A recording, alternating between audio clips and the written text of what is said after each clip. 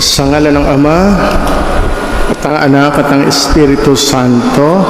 Amen. Sumainyo ang Panginoon. At sumaiyo rin. Mga kapatid, sa pagdiriwang natin ng banal na misang ito, nasa loob man tayo ng simbahan o kaysa sa pamamagitan ng Santa Rita de Casa Facebook page, nawa ang misang ito'y magdulot sa inyo, sa ating lahat ng pagpapala, pati sa ating mga pamilya. Kaya naman atin ding ipagdasal at itaas sa Diyos ang mga intensyon ng mga naghandog ng pamisa. May nagpapasalamat sa Diyos sapagkat birthday o anniversary o anumang biyayang kanila natanggap, sila'y patuloy natin samahang magpasalamat at ipagdasal din lalo pang pagpalain. May mga kaluluwang ipinagpamisa din, tayo na may pakinggan ng Diyos, sila ay pagbigyan sa kanilang kahilingan para sa kanilang mga mahal sa buhay na sumalangit nawa. May mga humihingi pa ng iba't ibang mga kahilingan sa Diyos sa pamamagitan ng pagpapamisa. Kasama natin silang iniaalay sa Diyos.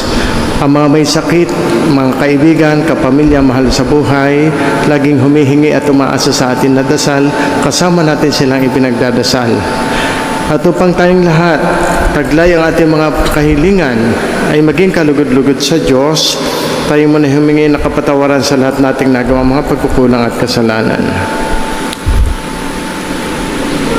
Inaamin ko Sa makapangyarihang Diyos at sa inyo mga kapatid, na lubha akong nagkasala sa isip, sa salita, sa gawa, at sa aking pagkulang. Kaya isinasamo ko sa mahal na Birhen Maria, sa lahat ng mga anghel at mga banal, at sa inyo mga kapatid, na ako'y ipanalangin sa Panginoong ating Diyos. Kaawaan tayong makapangyarihang Diyos. Patawarin tayo sa ating mga kasalanan at patubayan tayo sa buhay na walang hanggan. Amen. Panginoon, kaawaan mo kami. Panginoon, kaawaan mo kami. Kristo, kaawaan mo kami. Kristo, kaawaan mo kami. Panginoon, kaawaan mo kami. Panginoon, kaawaan mo kami. Manalangin tayo. Ama naming makapangyarihan, sa iyong pagtataguyod, ang aming mga ginagawa ay iyong pinangungunahan o pangunahan, at sa iyong tulong ay iyong subaybayan upang lahat ng aming ginaganap ay sa iyo magbuhat at sa pamamagitan mo rin humantong sa wakas. Sa pamamagitan ni Jesucristo kasama ng Espiritu Santo magpasawalang hanggan. Amen.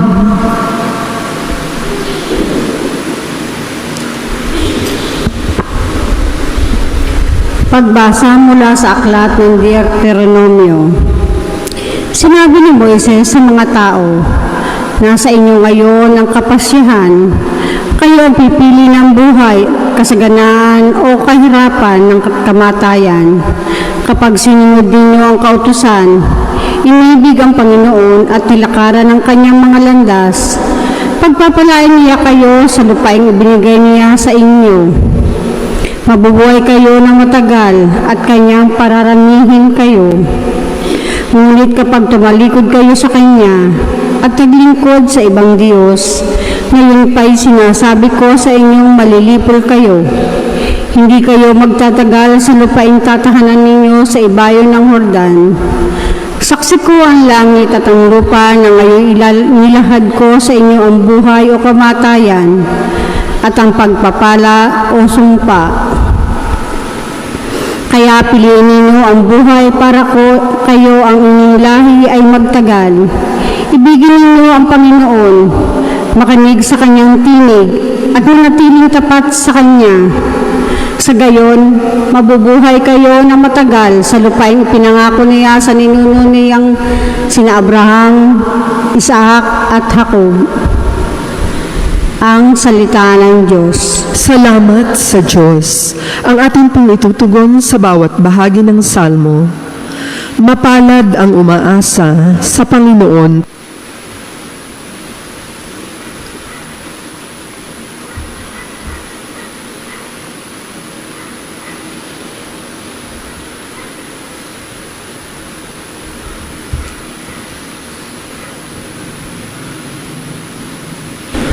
Sumainyo ang Panginoon. At sumaiyo rin. Ang mabuting balita ng ating Panginoon ayon kay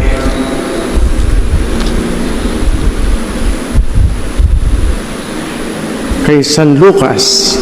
Papuri sa iyo, Panginoon.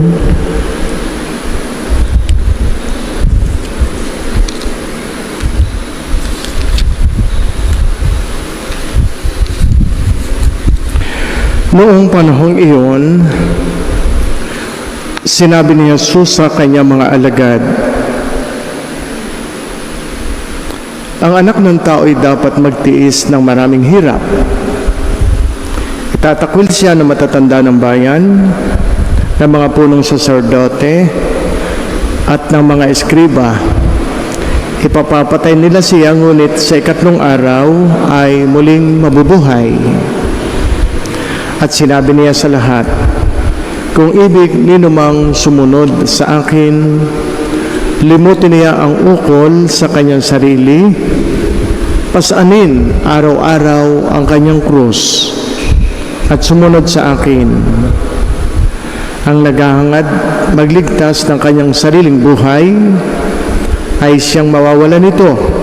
Ngunit ang mag-alay ng kanyang buhay alang-alang sa akin ang siyang magkakamit noon. Ano nga ang mapapala ng tao? Makamtan man niya ang buong sanlibutan kung ang katumbas naman nito ay ang kanyang buhay. Ano nga ang mapapala niya kung siya'y mapapahamak? Ito mga kapatid ang mabuting balita ng ating Panginoon. Pinupuri ka namin, Panginoong Hesukristo. Magandang umaga po sa inyong lahat. Magandang umaga po, Father. Kahapon lamang tayo ay nagpalagay ng krus sa noo, sa ulo. At ang nagpalagay ng abo. At lagi, kahit Valentine's Day, of course, sign of cross ang inilagay, hindi sign ng heart, ng puso. Bagamat they have the same meaning, love. Pero higit pa sa puso, makakahulugan ang krus. Kaya ang abo ay inilagay sa ating noo sa itsura ng krus. At sa banal na kasulatan, sabi dito ganito, ang anak ng tao ay dapat magtiis ng maraming hirap. Yun ay krus. May mga hirap, mga pagtitiis, mga problema, mga pagkakasakit.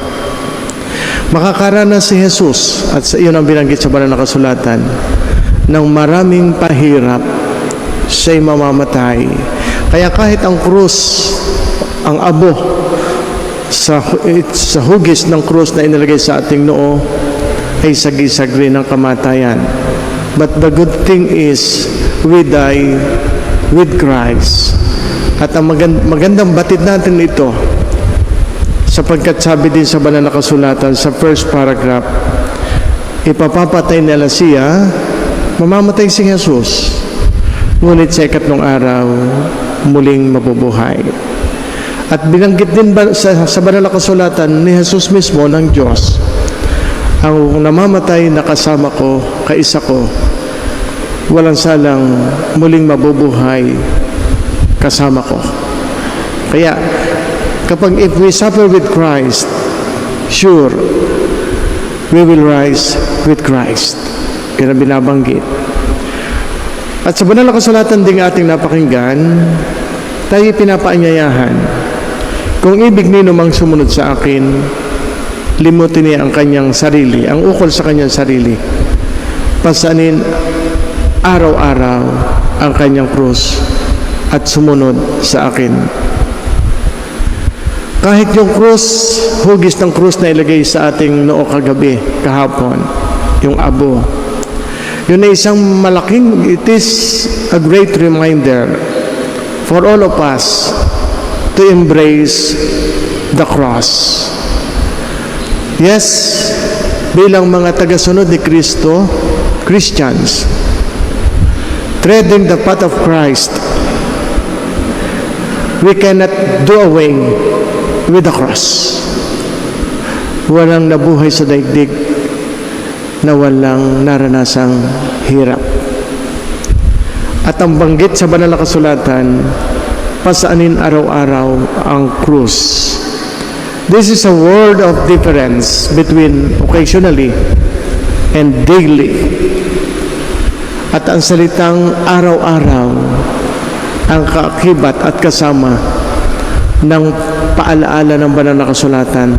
Dalhin niyo ang krus, hindi tuwing mahal na araw lamang o Kwaresma. Araw-araw sa halip. Taking up the cross daily means we die every day. Kaya yung pagtanggi sa sarili, kamatayan. Kahit kahapon, yung hindi ka kumain ng karne, ikaw ay namatay nakasama si Jesus. Yung ikaw ay hindi kumain ng busog ng 3 beses, hindi ka nagmerienda, yung pagtanggi sa sarili, yung kamatayang kasama si Jesus. And then of course, ang kamatayang kasama si Jesus ay may dulot na buhay na walang hanggan. Yan, ang carrying the cross is not occasionally but daily. We are all called to bear our own crosses. When we say, ang maganda dito, isa sa exemptions ng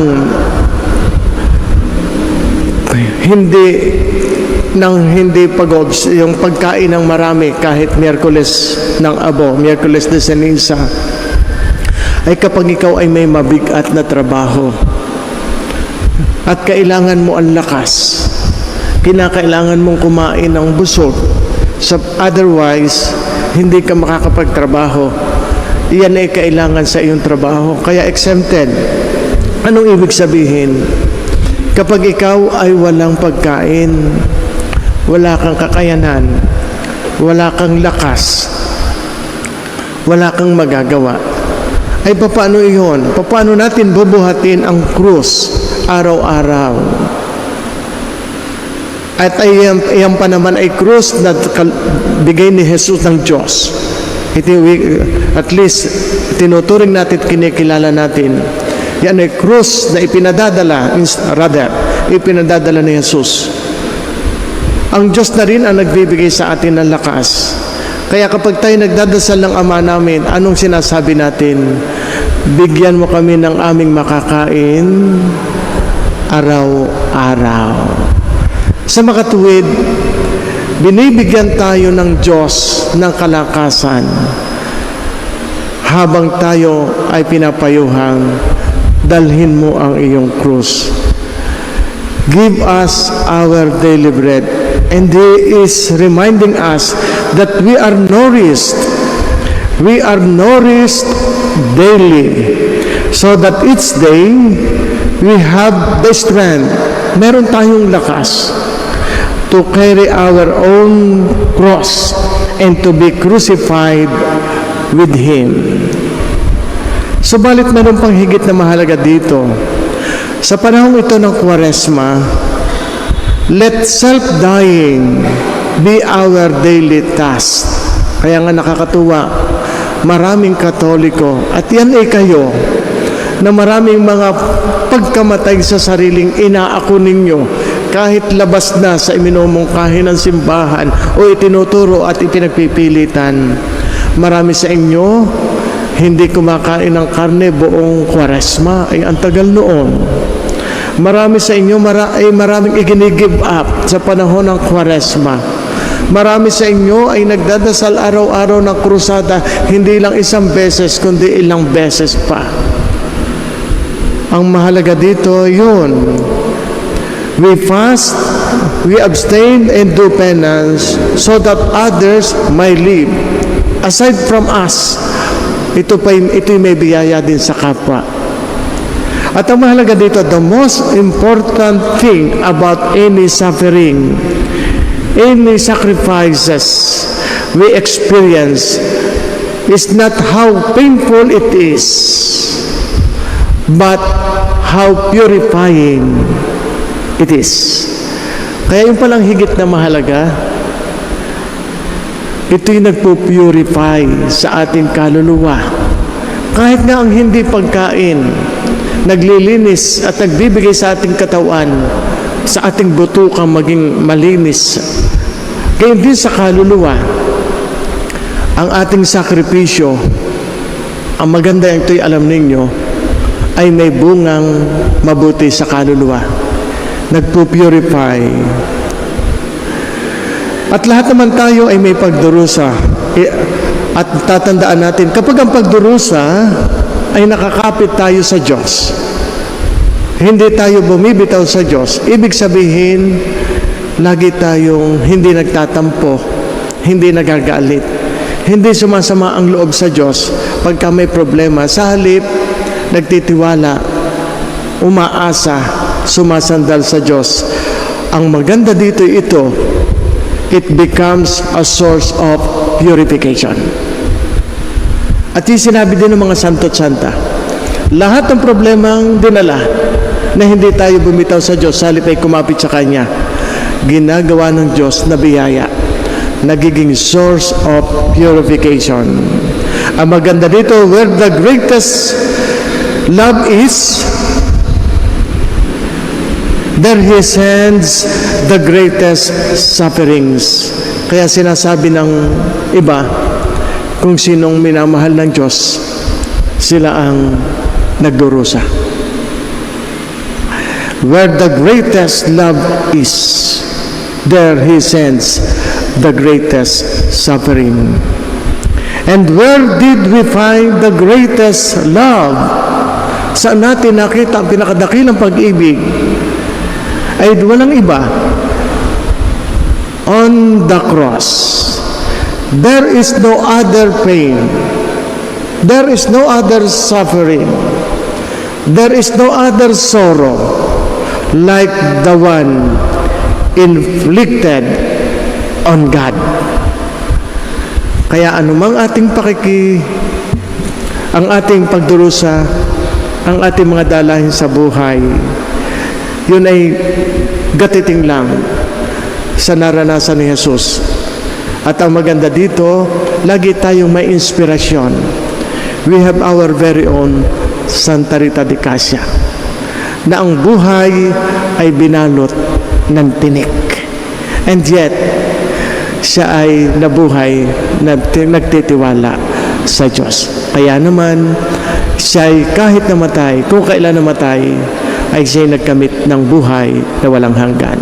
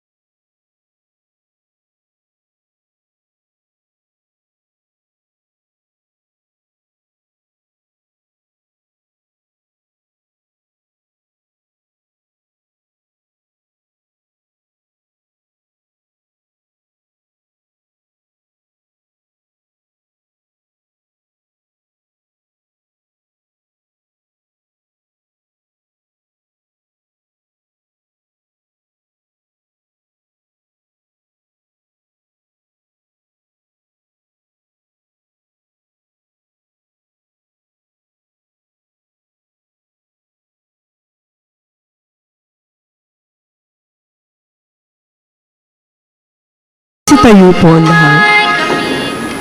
Manalangin kayo mga kapatid upang itong ating paghahain ay kalugdan ng Diyos Amang makapangyarihan.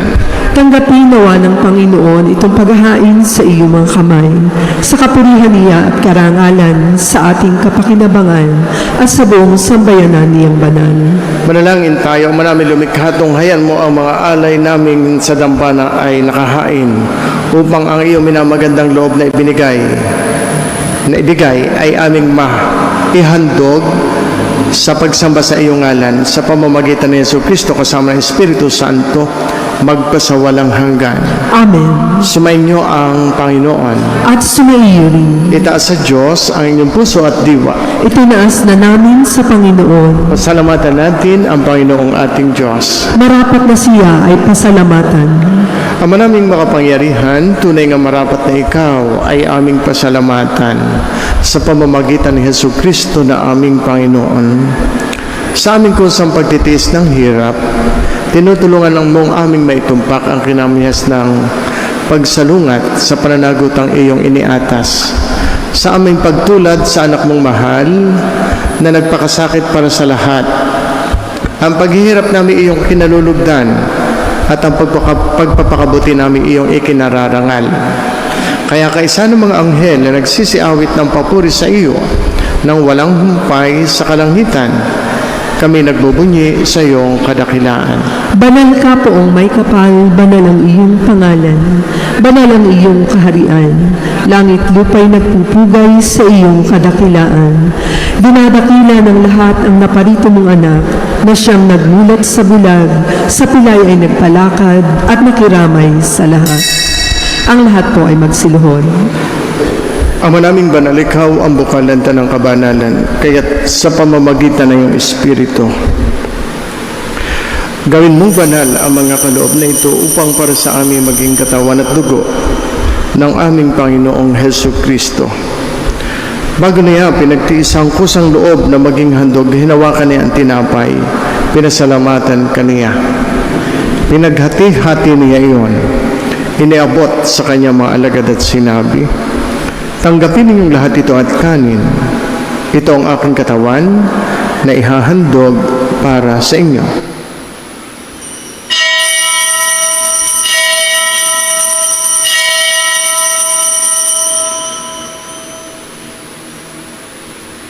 Gayun din naman nung matapos ang hapunan, hinawakan niya ang kalis. Muli kaniyang pinasalamatan. Iniabot niya ang kalis sa kanyang mga alagad at sinabi, tanggapin ninyong lahat ito at inumin. Ito ang kalis ng aking dugo, ng bago at walang hanggang tipan. Ang aking dugo na ibubuhos para sa inyo at para sa lahat sa ikapagpapatawad ng mga kasalanan. Gawin ninyo ito sa pag-alaala sa akin.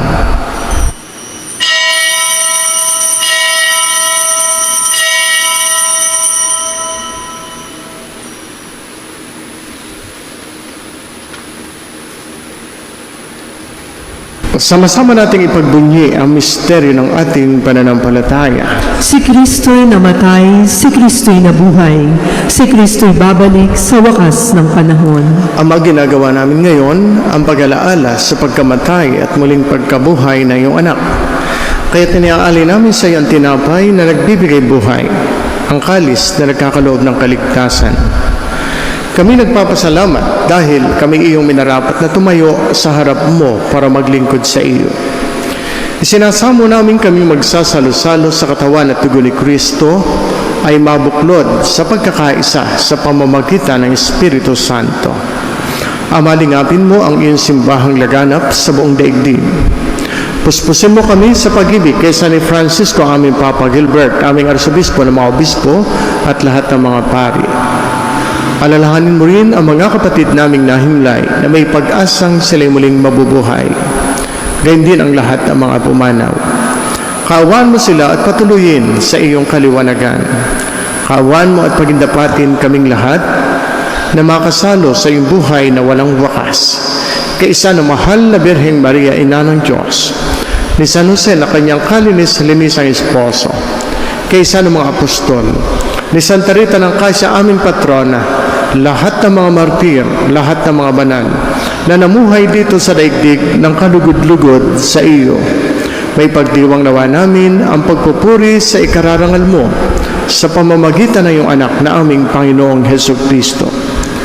Sa pamamagitan ni Kristo kasama niya at sa Kanya, ang lahat ng parangal at papuri ay sa iyo, Diyos Amang makapangyarihan, kasama ng Espiritu Santo, magpasawalang hanggan. Amen. Ang lahat po ay magsitayo. Sabay-sabay po, tayo po yung magdadasal ng panalangin nating mga anak ng Diyos. Ama namin, Sumasalangit ka, sambahin ang ngalan mo, mapasa amin ang kaharian mo, sundin ang loob mo dito sa lupa para nang sa langit. Bigyan mo kami ngayon ng aming kakanin sa araw-araw. Patawarin mo kami sa aming mga sala para nang papapatawad namin sa nagkakasala sa amin. At huwag mo kami ipahintulot sa tukso at iadya mo kami sa lahat ng masama. hinihiling namin kami iadya sa lahat ng masama, pagkalooban ng kapayapaan araw-araw, iligtas sa kasalanan at ilayo sa lahat ng kapahamakan. Samantalang aming pinananabikan ang dakilang araw ng pagpapahayag ng tagapagligtas naming si Hesus Kristo. Sapagkat iyo ang kaharian at ang kapangyarihan at ang kapurihan magpakailanman. Amen. Panginoong Hesus Kristo, sinabi mo sa iyong mga apostol, kapayapaan ang iniiwan ko sa inyo. Ang aking kapayapaan ang ibinibigay ko sa inyo. Tunghayan mo ang aming pananampalataya, huwag ang aming mga pagkakasala. Pagkalooban mo kami ng kapayapaan at pagkakaisa ayon sa iyong kalooban, kasama ng Espiritu Santo magpasawalang hanggan. Amen. Ang kapayapaan ng Panginoon ay laging sumainyo. At sumaiyo rin. Magbatian tayo at magangad ng kapayapaan sa isa't isa. Sumainyong lahat ang kapayapaan. Pagbati rin sa mga kaisa natin sa misa sa pamamagitan ng Santa Rita de Casa Facebook page. Kordero ng Diyos, Na nag-aalis ng mga kasalanan ng sanlibutan, maawa ka sa amin. Kordero ng Diyos na nag-aalis ng mga kasalanan ng sanlibutan, maawa ka sa amin. Kordero ng Diyos na nag-aalis ng mga kasalanan ng sanlibutan, ipagkaloob mo sa amin ang kapayapaan. Ang lahat po ay magsilhon. mga kapatid, narito si Kristo ang Kordero ng Diyos na nag-aalis ng mga kasalanan ng sanlibutan. Mapapalad ang mga taong inaanyayahan sa kanyang banal na piging. Panginoon, hindi ako karapat-dapat na magpatuloy sa iyo, ngunit sa isang salita mo lamang ay gagaling na ako.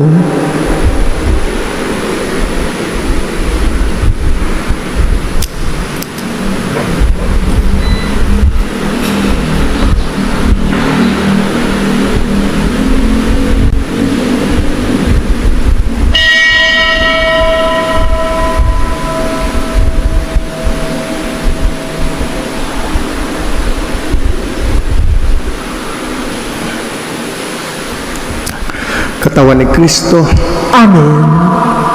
Sa akin iyong likhain, bagong puso at loobin, upang sa aking damdamin, espiritu mong butihin, ay lubusang paghariin.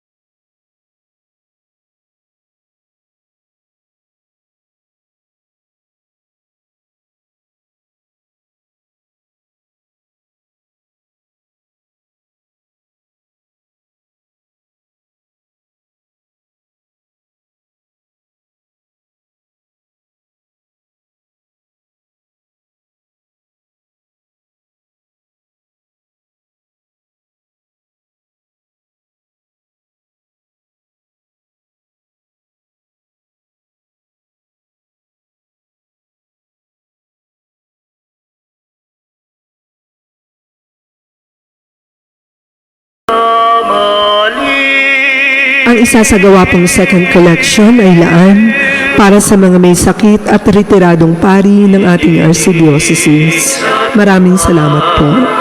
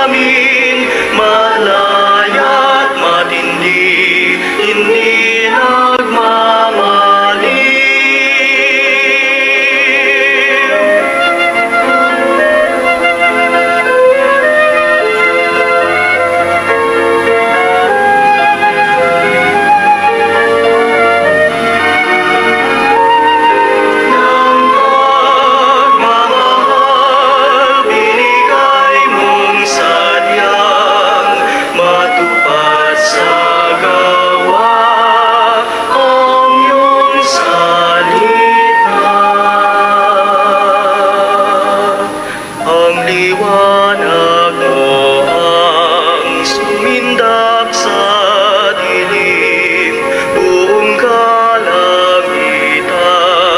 nagsaya at nagingning, bumindak ang mga bituin, nalikhang lahat ng mga lupain.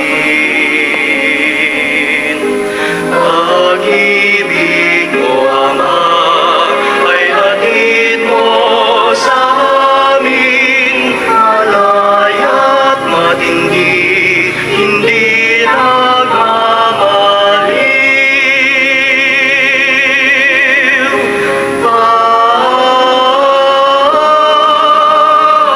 Amen.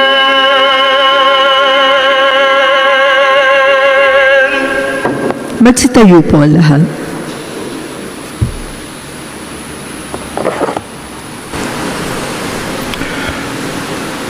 Manalangin tayo, Ama namin mapagmahal sa pagsasalo namin sa piging mong banal, ang paghahaing to sa ikapagpapatawad ng mga kasalanan ay sirawang laging magdulot ng kaligtasan sa pamamagitan ni Jesucristo kasama ng Espiritu Santo magpasawalang hanggan.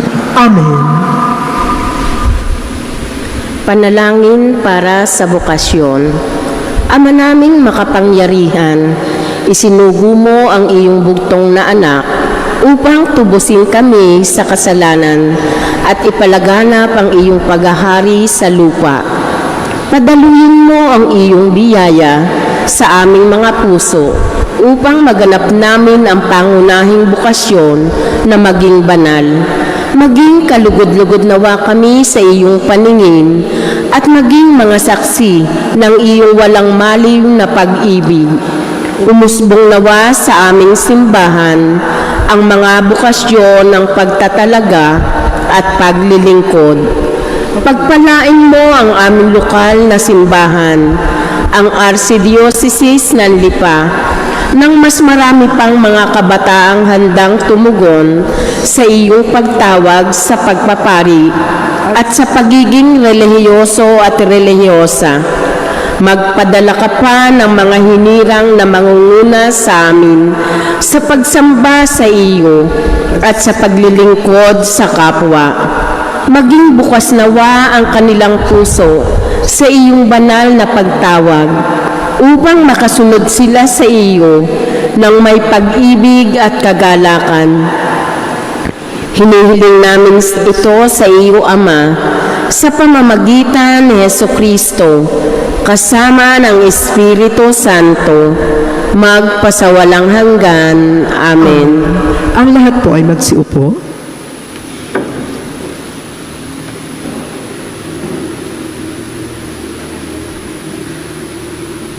Ating binabati ang mga nagbe-birthday ngayon, araw na ito, February 15, at nagpamisa para magpasalamat sa Diyos sa biyaya ng buhay.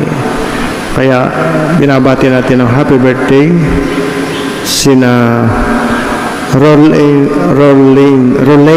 Ann Enriquez, Joaquin Balina, Jovita Macaraig Luwalhati,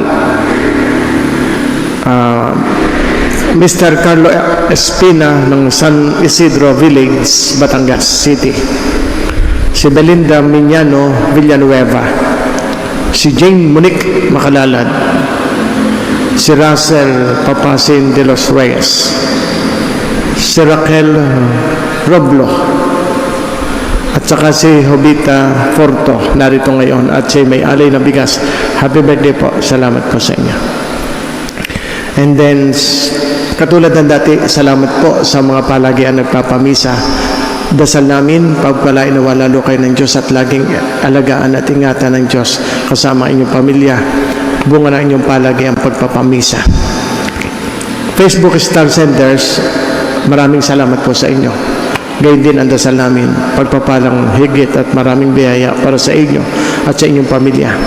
Sa mga kaisa natin sa misa na palagian, lagi tayong may mga taga-subaybay kahit nasa iba't ibang bansa, sumisimba sa atin, nakikinig, naway lalo silang lumago sa kanilang pagmamahal sa Diyos at sa mga biyayang kaloob ng Diyos na kanilang laging pinagtitiwalaan. BNA at Kapamuhay members, mga tumutulong at nagbibigay sa second collection para sa mga paring retirado, kaya naway lalo magkamit ng mga biyayang kailangan ninyo. Sa darating pong February 18 sa Sunday,